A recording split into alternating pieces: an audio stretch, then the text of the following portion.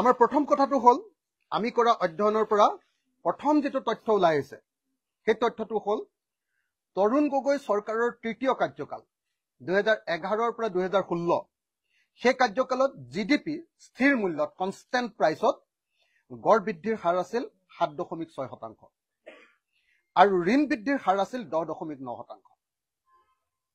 মই এটা কাৰ্যকালকে আপোনালোকক দেখুৱাই যাম।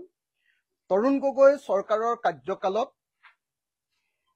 অসমৰ জিডিপি বা জিএছডিপি কনষ্টেন্ট প্ৰাইচত স্থিৰ মূল্যত গড় বৃদ্ধি 5 বছৰত আছিলে 7.6% আৰু ঋণ বৃদ্ধিৰ হাৰ আছিল 10.9%। ঋণ বৃদ্ধি ধাৰ লোৱাৰ যেটো বৃদ্ধি সেইটো আছিলে 10.9%।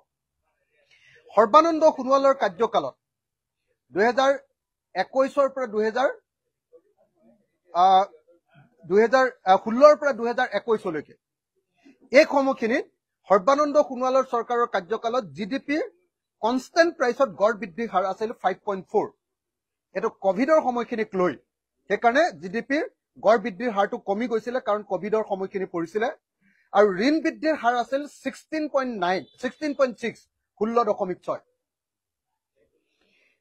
3 নম্বৰ হিমন্ত বিশ্ব শৰ্মা চৰকাৰৰ 3 বছৰীয়া কাৰ্যকালত জিডিপি কনষ্টেন্ট প্ৰাইচৰ স্থিৰ মূল্যত গড় বৃদ্ধিৰ হাৰ আছিল 8.8 আৰু ঋণ বৃদ্ধিৰ হাৰ হলগৈ 19। আৰু আটাইতকৈ ডাঙৰ উদ্বেগৰ বিষয়টো হ'ল জিডিপি অনুপাতে ঋণৰ হাৰ। 2019 চন পৰ্যন্ত অসমৰ জিডিপি স্থিৰ মূল্যৰ অনুপাতে ঋণৰ হাৰ আছিল 20 পৰা 25%, কিন্তু বৰ্তমান হিমন্ত বিশ্ব শৰ্মা চৰকাৰৰ দিনত জিডিপি অনুপাতে ঋণৰ হাৰ হলগৈ 48%। তো মই সিনপসিসটো বা সাৰাংশটো কৈ দিলো। আকৌ এবাৰ তুলনা কৰি দিছো। তৰুণ গগৈ চৰকাৰৰ কাৰ্যকালত জিডিপিৰ বৃদ্ধিৰ হাৰ আছিল 7.6, সৰ্বানন্দ সোণোৱালৰ কাৰ্যকালত জিডিপিৰ গড় বৃদ্ধিৰ হাৰ আছিল 5.4, কোভিড কাল আছিলে কাৰণে, আৰু হিমন্ত বিশ্ব শৰ্মা চৰকাৰৰ কাৰ্যকালত জিডিপিৰ কনষ্টেন্ট প্ৰাইচত গড় বৃদ্ধিৰ হাৰ আছিল 8.8।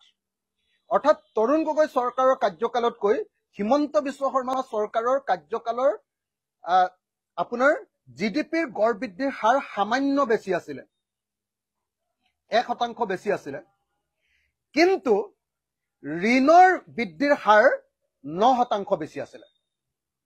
9% বেছি, 9% নহয় 8% বেছি।